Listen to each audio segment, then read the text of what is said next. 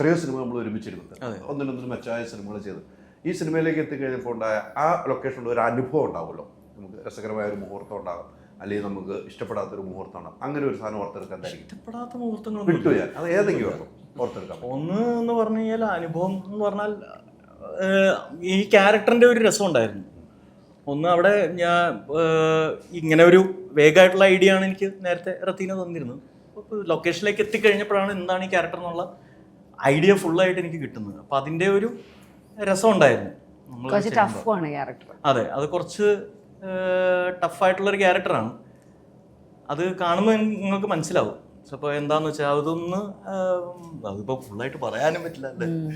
അല്ല, നമുക്കൊരു കൺസീവ് ചെയ്യാൻ ഒരു അതെന്ന് പറഞ്ഞാൽ ഞാൻ കൺസീവ് ആകുന്നത് അന്ന് ഷൂട്ടിന്റെ അന്നത്തെ ദിവസമാണ്. ഇത് കംപ്ലീറ്റ് ആയിട്ടുള്ള ഒരു സമയം റത്തീനായിട്ട് ചർച്ച ചെയ്യാനുള്ളതൊക്കെ കിട്ടും. ഞാൻ വേറെ ഷൂട്ടിലായിരുന്നു, റത്തീന ഇതിന്റെ പ്രിപ്പറേഷനിലായിരുന്നു.